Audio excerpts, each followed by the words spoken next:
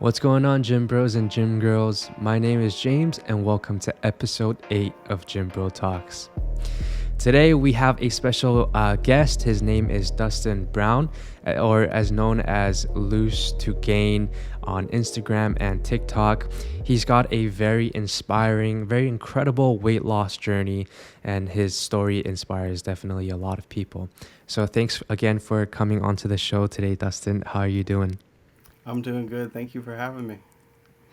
Yeah, awesome. So, I think it's so incredible, your weight loss journey. And I think a lot of people, when you're scrolling through Instagram and TikTok and whatnot, you see a lot of, these weight loss hacks and these, like shortcuts. And I'm sure, for you, that there are no shortcuts. And it's definitely a lot of hard work, to achieve what you did. So I kind of want to, maybe you could tell the audience a little bit more about your story and, how you got here. Yeah, when I was a kid, I was always the chubby kid. I was in a very small school, so I was the only chubby kid in my class, which brought a lot of teasing and stuff like that. I remember Mm. being at lunch, and I would be sent with a Slim Fast. So I'm the chubby kid with the Slim Fast at lunch. Everyone else is having school lunch, everyone except me. Um, and that's kind of how it went. Around senior year of high school, I started lifting weights with my cousins and my basement, and I was building muscle, and I kind of leaned out a little bit. It was like the only time I ever felt good about how I looked. But when I got to college, yeah, I kind of sunk into the food. I started using food to kind of deal with my anxiety, to deal with my depression. And I started Mm. putting on a lot of weight because I didn't Mm. have anyone to stop me at that point. So I just kept on putting on weight, and I kept on breaking these thresholds of like 300 pounds, 350 pounds. I remember looking in the mirror and seeing stretch marks and just being like, oh, well, I'm ruining my body. I got to Mm-hmm. stop this. And it just didn't seem like I was able to stop. Um, Right. so you go to fast forward to about 2004, and I'm nearly 500 pounds, only 5'7". I can barely walk, and my father got sick, Mm. and he had cancer, and he ended up passing away. And I was holding his hand, and I made him a promise, and I said, I'm going to make you proud. I'm going to get Mm. healthy, because that's what something he really cared about a lot. Like he even said at one point, like, if this does anything, I hope that it has you get control of your health. Um, and so I made him that promise, and he passed away. And so I just kind of started white knuckling it. Like I was restricting my calories to an extreme amount. Sometimes Mm-hmm. 800 a day, sometimes like 1200 a day is what I kind of aimed for. I was exercising because I had all this grief, and so I was just pushing myself to the limit. And by doing this, I through 2000 about to 2009, I Mm-hmm. got down to 217 pounds. My goal was always 200. Like I hadn't been 200 since I was 17 years old. I was about 27, 28 at the time, and but the way I had done it wasn't sustainable. Right. I had overly restricted. I had overly exercised, and I allowed myself a cheat meal on the weekend, which was just an all-out binge. Mm-hmm. And with my restriction, there was still a calorie deficit, but I finally got to that place at 217, and I found myself with a lot of loose skin.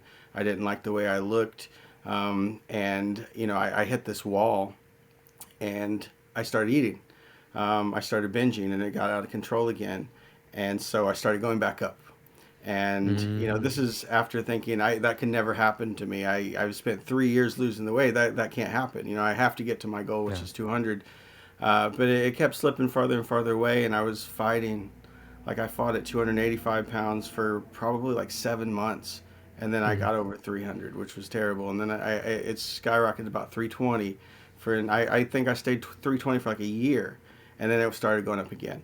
And like around 2016, I went to the doctor for sleep apnea because I couldn't sleep without a machine, Right. and he put me on a scale, and he's like, I can usually eyeball people pretty good, so get on this scale. And I got on it and it wouldn't read me. And he's like, Mm. oh, it's like I must have been a little off on you. He's like, this only goes to 400. And I'm just thinking, I can't be over 400 again. Like, I Mm, swore that would never happen. That was like this big wall that I was not going to cross. And, sure enough, I was 411 at the time. mm, And so, I kind of realized that at that point I pretty much gave up. Like, I just right. didn't see how I could do it again because I knew exactly what it was to lose it. I knew how long it took, and I no longer had any trust in myself. Like, how could I do it again knowing that I did it once and I kind of just threw it away? Mm-hmm. And I stayed in that place for a really long time where I just kind of gave up hope that I would ever change. I felt like I came close, and that was as close as I was ever going to get. And it was over. And I really beat myself up. I really started hating myself for that. And eventually I realized that I had to let that go. Like, I couldn't do what I needed to do without letting that go. And I stopped racing the scale.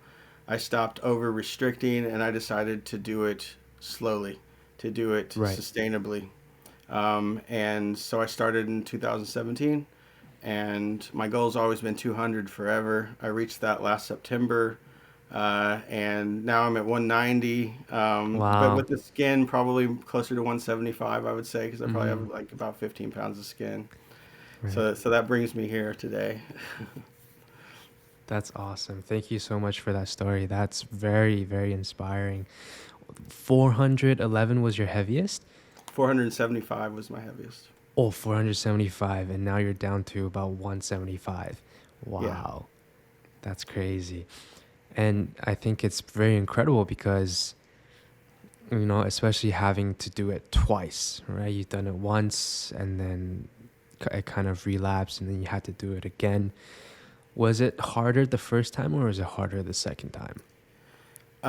It was harder the second time just mentally, Mm, because retreading that ground, I didn't feel like I could win. I honestly didn't believe it. I just started doing it anyway. Like, I was just gonna fight to fight. That was my motto, and I started just saying, one day at a time, yeah. and I'm not gonna think ahead because it was too overwhelming to think ahead.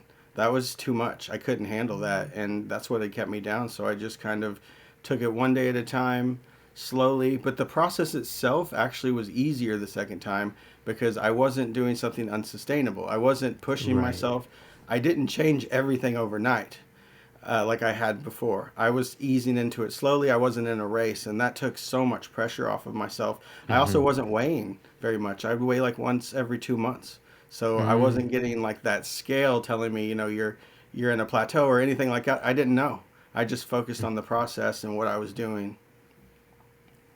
I love that. And I think people check too often and when they find out because I think a lot of people they check, once every 2 days or even once every day and then they find that they think they're not seeing any results and it discourages them and then maybe they kind of give up at that point. But that's amazing. So, with working out and if we're talking a little bit more about the exercising aspect of it, I noticed in your videos you're mostly doing like boxing and cardio. Is that kind of the only exercise you do, or do you also do other types of exercises as well? Well, when I started out, it was boxing because I could just hit, and then lean on it, and I could sit down, get back up. It Oh, was it was great for stress relief. It was great because it was something that I could do at home. It was something I enjoyed, which was what made it the best thing, because it was right. sustainable. Because I actually started like looking forward to doing it, beyond exercise. It was just a way Mm-hmm. to get rid of some stress and anxiety. I also started walking, and the first time I walked, I went up the street and back, and I was almost dead at that point. Like, that was as much as I could do, and I just kept on pushing myself to go a little bit farther each time. And I like that kind of thing where you kind of are racing against yourself, like it's just Right. you versus you. And I always tried to be a little bit better, and it's very easily measurable because you can see how far you went and how fast Mm-hmm. you went, and like I kept track of those things. As I lost weight, I started doing other things like going hiking. I started Mm-hmm. doing DDP yoga, which was really amazing, total body workout. And as I even lost more weight, I started doing things that like kayaking, which was just, it doesn't even seem like a workout to me. Like that's just leisure with the benefit of burning calories. And those are the kinds Right. of things that I like doing. You know, it's the kind of exercise that you love to do.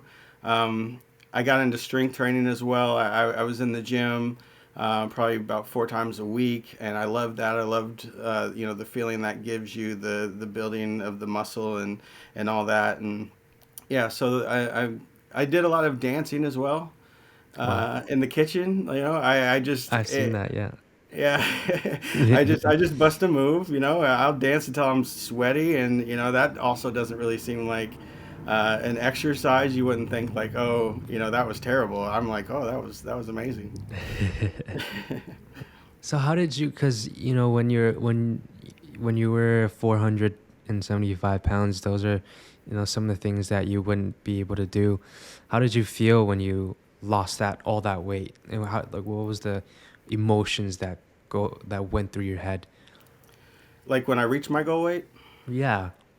I actually, when I was in my sister's bathroom because I don't have a scale at my house. And I went over there to weigh, and it had been probably 2 or 3 months since I weighed. And the last time I got a weight, I was like 203. So I knew it was kind of close, but I didn't Mm. know if I was going to do it. So I took out my camera, and I was like, I'm going to record this just in case. And so I step on the scale and it said 198. And like 200 had been my dream forever. Like I had chased 200 and I had gotten close, but I never got it. And there was such a mental block of thinking, you know, I'm never going to get there. And I remember like laying in my bed, barely able to move, thinking I'm never Yeah. going to see my goal weight. So seeing it was really emotional. I ended up, you know, staying in my sister's bathroom for like 30 minutes, just kind of crying, Oh wow. you know, Yeah. just staring at it, like, you know, trying to just wrap my head around the magnitude that I had done it. I had actually done something that I didn't feel was possible for so long, Mm. and just trying to realize what that meant. And yeah, it was amazing. It was one of the best feelings of my life. I'll never forget it. It was just like a dream come true, surreal. Wow. That's amazing. That's amazing. Yeah, I feel that. I feel very happy, as you said that as well. If you don't mind me asking, what other medical conditions did you know, other than sleep apnea? Did you also have other medical conditions as well? Yeah, I had quite a few. I had tested for diabetes, so I was on medicine for that, and now I've had the A1C, all of those. I don't even test for it anymore. Not even Mm. pre-diabetes. So I don't have to take no Mm. medicine on. It's like I don't have it. I was on Wow. medicine for high blood pressure. My blood pressure was terribly high. I was Mm-hmm. on medicine for my cholesterol. And all of those things went away. I don't have to, I haven't used my sleep apnea machine in over a year and a half. I'm on Really? medicine for nothing. Like I'm perfectly healthy. Everything's great. So it totally turned around my health entirely. Yeah. Yeah, and so what your one of your most viral videos on TikTok is basically, you're doing boxing, and then the next shot is your current physique. Did you know that, like, when you were making the video, did you know you were going to reach your goal? That's why you made the video, because it seemed like you knew that there was going to be that transition. I didn't know, but I sure hoped. I sure hoped. Right. That was the plan. That was the plan. And I had done that before, actually, in the past, like in 2006. And then I almost reached my goal. And I was never able to make the video I wanted to make because then it slipped away. So I was like, let's Right. try this again. You know, maybe this time we'll get it. And yeah, so I actually forgot about those videos. And I was going through all my files and I saw that and I was like, oh, I gotta do this. I gotta make this video now. So Yeah. yeah, that video is near and dear to my heart. I was so glad that it got the attention it did. Yeah, it's perfect. I love that video. And I want to ask, because, when you said when you were 475 pounds, you were laying on the bed, it was very hard to move around. For people out there that are going through the same thing, what is, what are some tips that will help them start? Because starting is really, I think, one of the hardest parts. So how do you start? Well, the first thing I would say to someone in that position is you really have to start mentally first. And a lot of people that are in that position hold on to a lot of self hate. Uh, and I think the first thing you have to do is be kind to yourself, because you're just not going to make it if the first time you have any kind of slip up, you just kill yourself inside and you feel like you failed. That's going to make you want to give up. So I made a deal with myself that as long as I was trying, I was going to forgive myself for what I had done. I was going to forgive Mm, myself for getting myself into that position, and I was going mm, to be kind to myself. So that negative voice that constantly was yelling at me, I would just say, mm, stop. I'm trying, and I'm doing my best, and I'm just going to keep going forward. I'm going to take it one day at a time. I'm not going to get overwhelmed. But as far as what to actually do, I would say start with a very moderate calorie deficit. Do not try to change everything at once. Don't overwhelm mm, yourself. Don't try to change your entire life 180 overnight, because you mm, don't have to. It's not a race. You have plenty of time, and the slower it happens, the more sustainable it is. If it's not sustainable, then you're going to do what I've done and what most people do, is gain it all back. And that's why, me losing the weight and regaining it, I used to look at that as the biggest failure in my life, but what it actually turned out to be is the biggest teaching experience of my life, because I don't think I could have mm. done it the second time correctly had I not done that first. So you have to realize your failures are not failures unless you quit trying. As long as you're trying, those are learning experiences just waiting for you to learn. They're just sitting there waiting. I see. Why did you start content creating? Well, there's actually a story behind that. I always wanted to help people. That was always my goal, is to help people that were in my situation, because I Mm-hmm. really know what it's like to be in that hopeless place. And I know how convoluted the entire weight loss industry is, how, you got a million different people telling you a million different things. And Right. it's just, you're so overwhelmed. So that was my goal. But I really just didn't have the self confidence to do it. I just felt like, who am I? Who's going to listen to me? And what actually pushed me to start my TikTok is goes back to 2004 after my dad had died. I was in a funeral home sitting next to this lady named Teresa, and she was a Mm-hmm. super nice lady. And my dad didn't have any life insurance, and I didn't have any savings or anything at the time. And I hadn't been out of the house in months, maybe years. I was Mm-hmm. 475 pounds, and she was telling me about the funeral procedure. And she asked me in like a really nice voice, like, how do you plan on paying for this? And I said, I don't know. Like, what are my options? And she left the room, and then came back and put her hand on my knee and said, I'm going to give you a free funeral. She said, I'm going to give you a free visitation. I'm going to give you a free burial. And all I want you to do is, in your life, if you ever get to a place where you can help someone, I want you to do that. I want you to help them. I want you to pay it forward. And I was blown away. I couldn't believe it. And so I agreed. And I kind of did that with my YouTube back in 2006. I tried to, like, I talked to people, I tried to help them to lose weight. Um, but I was over at my grandparents' house, and my grandpa said, "Did you hear about Teresa?" And even though it had been like 15 years, I knew exactly who he was talking about. And I said, "No, what happened?" And he had told me that she had passed away. And I said, "That's terrible. How?" And apparently, she had gotten so big, she was no longer able to carry out her duties to run the funeral home. She couldn't get around, and she tried to lose weight, and she couldn't. And she tried and she tried and she kept on failing. And apparently, it sent her off the edge. She had to be checked in and had a mental breakdown. And then when she was released, she died of health complications from being overweight. And my first thought when I heard that was, I could have helped her. Like, I could have Mm. helped her. If I would have known this, I would have went right to her. And it just clicked right then. I was like, I know what I have to do, because there's other people out there like this. There's other people that are in that dark place, and I know the way out. So I'm going to say it. No matter how I feel about myself, I'm going to go out there and I'm going to speak my truth. I'm going to tell people, what I've learned, and I'm going to try to help as many people as I can. And that's what I've been doing. And I've really overwhelmed by the amazing opportunity I've had to do that. Like, I'm seeing it daily. I'm able to talk to people daily. People are telling me that they've listened to my advice, and it's turned it around for them. And it's just such a amazing thing to be able to do. Wow. It really seems like it's like your life mission, like with the the things that happened in your life with Teresa and everything. It really does seem like it's a sign that this is what you were meant for. and it's incredible the amount of people you were able to help, because I'm sure you've seen through all the social media platforms, there's different types of drinks that you can drink to lose certain amount of weight, and and I think a lot of people fall for that. Hmm. But in terms of diet, what kind of tips do you have for diet? Because I know one of the tips you have is, just be at a very small deficit, and that way it'll be more sustainable. Are there any other kind of tips that people can take with their diet?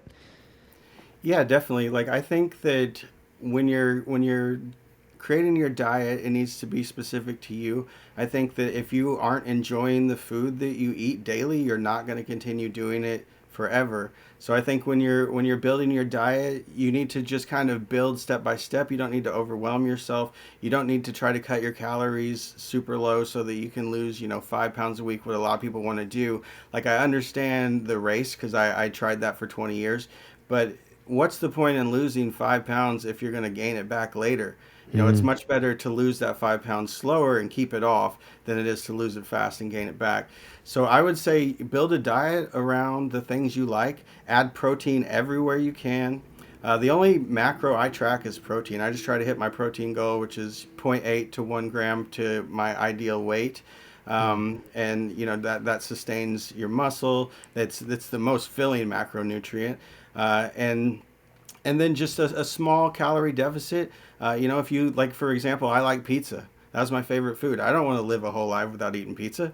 So yeah. I created, my own pizza, and it's went through several phases where I constantly kind of improve it, and I've got it down to perfection now. I enjoy it. It's only 500 calories. I can Yeah. have it, and it's got protein, it's got vegetables on it, it's everything, and I enjoy it. I love it. Like I don't want to change, and that's why I've been able to sustain it. So I found like tons of food like that, and it's not going to happen overnight. It's not something that you're going to have done next week. But it's if you start small, then there's room to build, and you're building a foundation for the rest of your life. So it's Yeah. when that motivation runs out, then you have that to fall back on. Yeah, I think it's so important to do things that you enjoy throughout the process for it to be sustainable. So I think people don't understand that you can still eat the foods that you like to eat, and you can still, even if for you it was, the cardio was boxing, you're doing the cardio that you enjoy, doing the exercises that you enjoy, and start small, right? I think starting small is very important. You do a small thing, you make it a habit, and you feel good about it. You can start adding more small things, and you kind of build it up until it becomes your whole lifestyle. I think that's also a very good sustainable tip for consistency as well. Um, when are you getting your skin surgery? I'm not sure. I'm looking into a lot of different possibilities right now.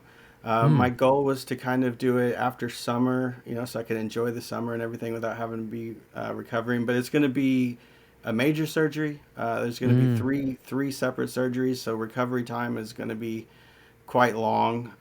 Right.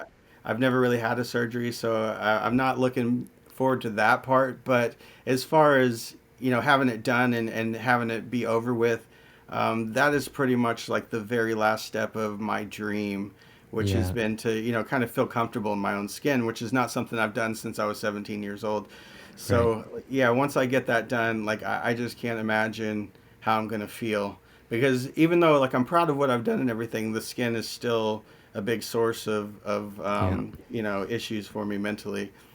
Mm. Does it it was you have to cut off the chest skin area, the stomach, is it, or would it be on the back and the arms as well? Yeah, definitely the arms. Like anytime I reach, so you can see that. Like anytime I Right. reach for something in public, I'm kind of self-conscious Mm. about that. The chest Mm. area, the stomach area, and then the inner thigh area is what they would do, and a little bit of the back. They do kind of a 360 thing, and Mm. pull it all tight, and then sew me back together like Frankenstein. Yeah, and then after the surgery, after the recovery, it'll pretty much be, totally back to normal kind of thing. Yeah. and after that, I'm really excited to get into the gym and just pack on as much muscle as I possibly can. Nice, nice, nice. You're not currently going to the gym right now? No, I'm not. I've been trying to set up a home gym in my Nice. spare room, Yeah. and yeah, I've got a nice bench and stuff that's over at my sister's garage, but I'm going to bring that here and do that. But I've been doing a lot of body weight stuff, keeping the Nice. protein to try to preserve the muscle that I do have. But I Yeah. was kind of thinking, get the surgery first and then really focus on bulking after that because be pulled nice and tight. Um, Mm-hmm. so yeah, Yeah, that's awesome. That's awesome. If you ever need, I don't know if you already have a lot of experience with weightlifting and strength training stuff, but if you ever need any tips or help, you can always shoot me a text and let me know. I can help you write a program or anything like that. Because I've been a trainer for a few years now, and I've trained hundreds of clients with muscle building, so I can definitely help with that. yeah, I'll definitely do that. Yeah. You're currently CST time is where is that? I'm in Southern Illinois. I live Oh, in a Southern. village. It's classified as a village technically because I only have Oh, cool. 1,600 people that live here. Oh, really? So you Yeah. basically know everybody. Yeah, pretty much. Yeah. Wow, that's so cool. That's so cool. In terms of like, do you have any more tips in terms of diet? Any more tips in terms of exercise that you'd like to share? Um, I mean, you just find something that you love doing, something that is fun for you. Um, I it, People always rely on motivation, and they always talk about, I need the motivation to start. I need the motivation to continue. And I think people Yeah. need to realize that motivation isn't going to do it. Like whether you have an ounce to lose or 250 pounds to lose, once you Yeah. lose it, you have to continue doing the same things that you did to lose it to keep it. So motivation comes and goes, and I think a lot of people get that motivation at the beginning and they focus it on losing as fast as they possibly can.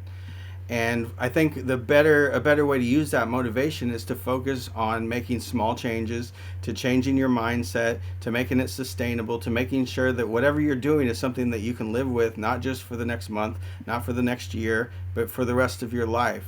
And if you put all that energy into that, then you can build something, a foundation that's going to be solid that will carry you throughout the rest of your life because that's what you're going to need. A lot of people I think have a tendency to, I think not even just for diet, but for anything in general, setting a habit, setting a routine. It's hard unless you do it for a while, and you do it with being able to enjoy the process and having passion with it. Like people send me messages and I'm always like, you can message me and I try to help them find what their calorie range should be and exercise they like, foods they like, and kind of just get into the right mindset that's going to last them and not, a race against the scale, which a lot of people get trapped into, including myself. I used to do that as well. Right, right. And for your protein intake, because you said you were going for about like a 0.8 to 1 gram per pound of body weight, but when you were, a little bit on the heavier side, it it it wouldn't be, would it still be 0.8 to 1 gram, or would it be a different number in that case?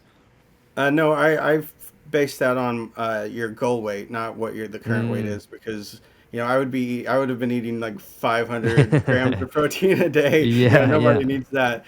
So yeah, yeah. I would, whatever your goal weight is, and make that kind of your range and estimate to shoot for. Right. And so with your goal weight, it would have been 190 grams of protein, or would it be like a smaller goal to start with?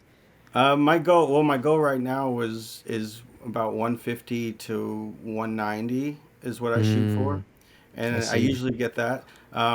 But back then, I think it was probably around the same. I think it was about 170 is what I was going for, which Mm, I was able to eat more food because, the bigger you are, the more calories you can eat. yeah. So that made it easier to reach that goal. Yeah. I think a lot of people have a hard time tracking their macros or their protein. What's the best way to track your protein intake? What I did was just put it all into MyFitnessPal. That's how I would Mm. track it. But I would just kind of once I would get my meals right, I kind of learned what they were so that I could just kind of, estimate it in my head as I went throughout the day because I've got my meals set up to where breakfast is 300 calories, lunch and dinner 500 calories, and then Mm. snacks 300. And then I would kind of look at, the percent of protein that's in each of those. And I could kind of tell if I was going to reach my goal just by how much protein was in what I was eating.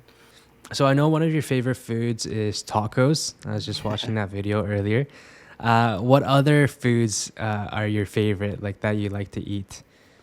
I love like burgers. Like I'll get 93.7, lean meat, which is pretty much as healthy as turkey, really.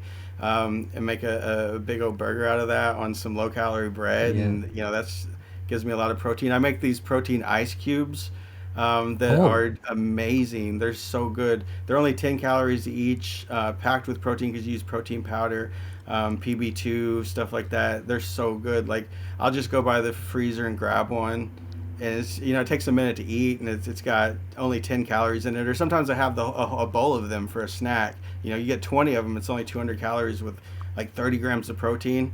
wow. So it's like ice cream to me. Yeah. And it's not hard to stay on a diet when you're eating. Sometimes you're having pizza, sometimes you're having tacos, hamburgers, ice cream. Yeah, that's not a hard thing. Like I'm Yeah. not. I don't feel like I'm missing anything. Yeah. How do you make the protein ice cubes? Is it just ice and protein powder, and then you just put it in the ice tray? Uh, It's let's see, it's PB2, a lot of protein powder. There's ice, Yeah. there's strawberries, guar Oh, gum for thickening, wow. some almond milk on top of it, Yeah. stevia for sweetening, and then you mix that all up and put them in these little cube trays, and then I I freeze them, see. and they're amazing. There's a Oh, recipe wow. actually on my page where I show you how to make it. Okay, yeah, I'm definitely gonna check that out. I'm definitely gonna Yeah. check that out. Um, that's so cool. I think it's so awesome that you're able to lose weight and not feel like you're missing out on anything because I know a lot of people they try and lose weight and they'll go out for like family dinners or something like that and then they won't order anything because they think if they eat it they'll go over their calories or they'll gain weight. But I think as long as you're tracking and you're inside of your calories for the day and you're hitting your protein, it should always be fine, I think. Would you eat out at all?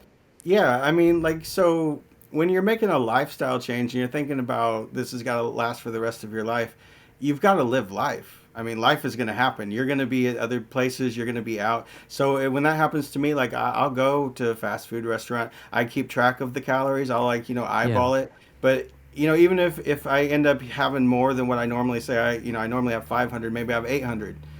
Mm, That's not really a big deal to me. That's just life. I cut it. I don't do it all the time. It's a mm, every once in a while, occasional thing, but that's fine.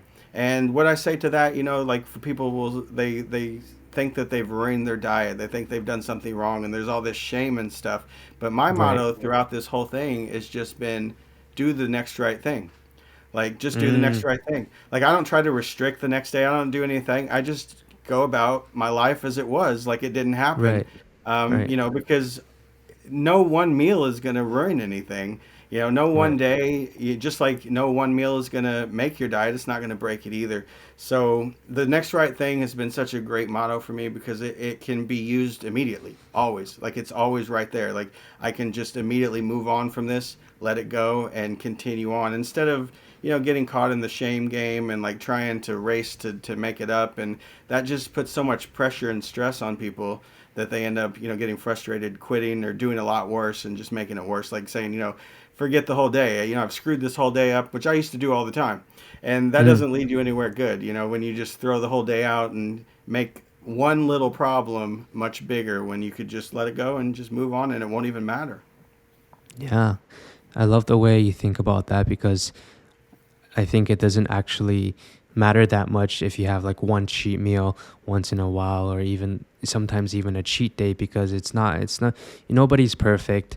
Um I was talking to Alex Solomon. I'm not sure if you know Alex Solomon, Yeah. but he was saying that even athletes aren't perfect. So, one cheat day is not going to r- drive you away from your goal. You're still going to be able to reach your goal. And I like the way you said that. Just do the next right thing. I think, that's a very good way of thinking of it. But I think some people will take it the wrong way and they'll be like, you know what? Just do the next right thing. So I'm gonna eat chips today, but I'll do the next right thing. And then maybe the next day they'll be like, oh, let me just do it again. And then I'll just, kind of wait. So I think it's important to just be like, you know what, like I still set, some boundaries, but really still try and be able to get back on track and still enjoy this process. Can I ask, like, do you try and like avoid sauces at all? Because I mean, I love sauces. I have to have hot sauce and ketchup on nearly everything. Do you try and like avoid, because they're very high in empty calories, lots of sugars in them? Do you try and avoid those things? I don't avoid them, but I substitute pretty much everything. Like I use the no sugar added ketchup. I use calorie free dressing for my salad. Anywhere I can, because I try not to drink my calories. I try not to get too many of Mm, them and like oils and stuff like that. Because everything I eat, I want it to add protein. Pretty much is my goal, and to yeah. fill me up. So I always want to feel like I really am never hungry because I'm eating like every 4 hours, and that really makes it easy. From time to time I can, which is fine, but most of the any kind of like liquid calories I try to avoid or use some kind of a substitute. Right. What about like Diet Coke and Diet Pepsi or anything like that? Yeah, I definitely drink Coke Zero. Like I that really helps me between meals. Like I don't see anything wrong with it. Mm, As long as you still get your water in, like you can enjoy Coke Zero. It's not going to kill you or anything like that. right, right, right. Would you say it's pretty important to stay hydrated? Because I think some people almost avoid drinking water at times because they think it stores a lot of water weight and makes them look fatter. Um, what do you think about that?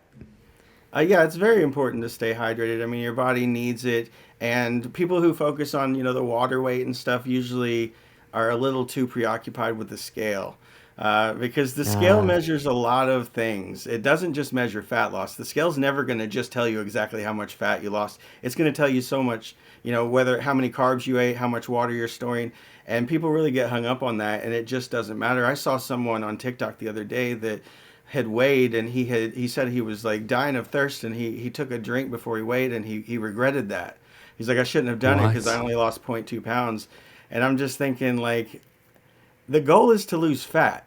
It's not to lose Yeah. muscle. It's not to lose bone. It's not to lose water. It's to lose fat. And people get really hung up on the number on the scale, which is I was one of them. Like for many years, the scale was everything. I could have the best Hmm. week, strength training, eat perfect, and everything. The scale would tell me I gained a pound. I'd be like, I got to tear down my whole diet. I got to start over. I got to do something. I'm not getting anywhere. And that's just not the case. From week to week, the scale is not the best judge of how you're doing. I always tell people you're the best judge. What you do is the best judge of how you're doing, not the scale. I love that. I love that. Did you ever use any other type of methods to track your progress? Yes, when I started out, actually, I weighed my food instead of counting the calories because counting calories in the past with my binge eating disorder, it always led to restricting too much. So I didn't want to like be overly obsessed with that. So I started by measuring my food, which was roughly about 2,600 calories. I knew that, but basically it was 5 ounces of protein, 4 ounces of carbs, 6 to 12 ounces of vegetables for the main meals, and then snacks were 1 to 2 ounces of protein, 6 ounces of fruit. And eating every 4 hours, by doing that, I was always full. I was always Mm, staying in my calorie range, but I wasn't actually having to log anything. I was just weighing with a food scale. mm. Do you ever drink like caffeinated products? Because I know caffeine for some people is a pretty good way of staying full and not having cravings. Yeah, Coke Zero definitely has caffeine and the Oh, it carbonation as does. well. I think it Right. like it fills up your stomach, and yeah, I mean it's kind of something to do between like meals and snacks that has no Mm. calories, so it really works out well for me. Right. I also wanted to talk a little bit about like fats because I think a lot of people, and again, this is like a lot of information, misinformation, and people will stay away from fats because they're trying to lose fat, and I think it would be kind of a wrong take. Although obviously limiting your fats could limit your calories to be in a caloric deficit, but I don't think you should limit it completely, just like how you shouldn't limit carbs completely, because limiting fats, because fats are obviously the backbone of your hormones. You need these fats for your body to be able to regulate your hormones properly and everything. And so um, I think there are also a lot of products out there that are like no fat um, uh, or less fat. What would be your opinion on fats? Like, should you try and limit your fats, or should you kind of eliminate it? No, I wouldn't limit the fats at all. Like all I would do is focus on the protein. And as long as my protein's good, I don't care where the rest of them come from. I don't care the Mm, ratio of carbs or fats because your body is going to use both of those for energy. So it will right. figure it out. I leave it up to my body and I just try to get the protein to the right level and then let the other macronutrients fall where they may. But I definitely wouldn't limit fats. I wouldn't try to go no fat at all or no carb. I think they are ways to create a calorie deficit, but then again, it goes back to are you going to do this for the rest of your life? Are you really Yeah. going to eat nothing with fat or nothing with carbs for the rest of your life? And most people aren't. Hmm. I guess it also depends on what type of fat, because I do believe that there are healthier fat sources like nuts, Yeah. and unhealthier fat sources like butter. Um, what's your opinion on the keto diet? Uh, the keto diet, I'm asked about this a lot. Yeah. Again, I think that if you're the person that really enjoys the keto diet and that fits into your lifestyle perfectly, I think then fine, go for it. But I think for, 95% of people, they're not going to go the rest of their lives without ever touching Right. a donut again. They're not going to never touch a piece of bread again. Yeah. It's one of those things where you do it for a while instead of finding, a healthy, sustainable way to create a calorie deficit. And then you lose a lot of weight and you get to your goal. If you're lucky, you get to your goal. And then what? Like, where do you go Yeah. there? Are you now going to learn what you could have learned back at the beginning? Mm, Because you mm, weren't willing to do it then. So, how willing are you going to be to do it once you get to your goal? And a lot of people get there and they don't know what to do and they can't yeah. keep it up. And then, as soon as the carbs come back in, they're like, oh, well, it's over. And then the weight comes right back on. I've seen it over and over. I think it also depends on whether or not your body is suitable for the keto diet, because I don't think it's suitable for everyone, because I know there are some people who um, start getting brain fogs, they start having low energy, or I've even heard one of my coworkers from before when I was working at the gym. Her dad tried the keto diet, even though she said not to. He tried it for like maybe a few weeks, and then he had to go to the hospital because of certain effects of the keto diet. But I Wow. think unless medically you need the keto diet, or personally, this is what I believe. I think if medically you don't need the keto diet, or if you want to do the keto diet and your body is suitable for it, I don't think the keto is a good idea, especially not for weight loss or even muscle building, because your brain runs on sugar, and to have explosive power, to have energy to work out in the gym, and for proper muscle recovery, you need carbs. I think carbs is a very important source of energy, a source of food to intake. Yeah, Um, absolutely. yeah. So we just hit the 50-minute mark. Are there any last words, any last tips, tricks you'd like to give the audience? Just my main thing has been never give up. Like if you have a long way to go, take it one day at a time. Don't get overwhelmed. Don't overwhelm yourself. It doesn't have to be a white knuckle slog. It can be. You can ease into it. That's more likely to give you long term effects. You don't want to beat yourself up. You don't want to you don't want to get in your own way. Basically, just get out of your way, take it nice and slow, and build on it. Be kind to yourself and learn from your mistakes. When you make mistakes, don't spend time, regretting it and beating yourself up. Just think, what can I do next time to avoid that? Because one mistake's never going to make or break you. It's giving up because of a mistake that will make and break you. So just keep going, have faith, and you will get to your goal. Like those little steps, one step at a time, add up to insane things that you would never believe it could. Like, and I've lived that. I look back to where I was and where I'm at now, and it's just like sometimes I'm just like, how did I do that? But it was just one day at a time. It was just one day at a time, one little step at a time, and they add up over time. If you don't give up, then amazing things will happen. Thank you so much for that. I want to say honestly, this probably has so far been the most inspiring episode. I know you were feeling a little bit nervous before, but this definitely was a very great episode, packed with information, and it definitely inspired me a lot. And I'm hoping it would inspire and help a lot of other people as well. So thank you again for coming on to the show. Thank you so much for having me. I've watched your podcast. I love them. I think you're great, man. You're to the Thank top you. with you. Like I told you, like yeah, I think you're gonna be on top of it, man. And I really enjoyed it. I appreciate the opportunity as well. Thank you so much. Yeah, thank you for your kind words and encouragement. But I guess yeah, that wraps up the episode for today. Do you have any questions for me before we end? Um, I don't think so. No. Oh wait, yeah, I do. I have one question. I have one question. Uh, I noticed you asked a lot of people about the pre-workout FAP, right? And I wondered if you ever got to the bottom of that mystery because you were very dedicated to it. Because I have an answer, but I would need your expertise first.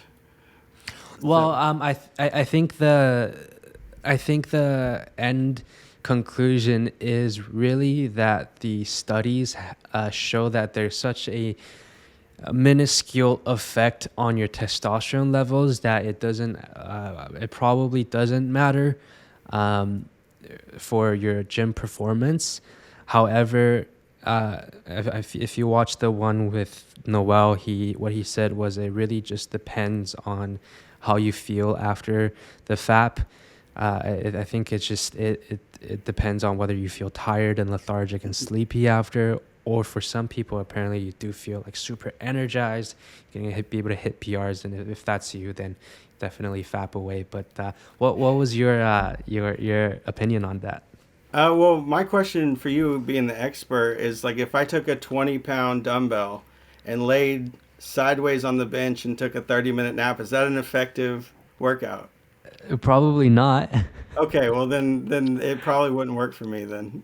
That wraps up episode 8 of the show today. Thanks again for joining me for another episode. Now, today's episode was again packed with incredible amounts of information. I hope you were just as inspired as me by Dustin's story. If you guys ever have any questions, feel free to message me or Dustin on TikTok, Instagram, email, Facebook, whatever it is, and we'll be sure to be there for you. Again, this is James from Gym Bro Talks. I'll see you guys in the next episode.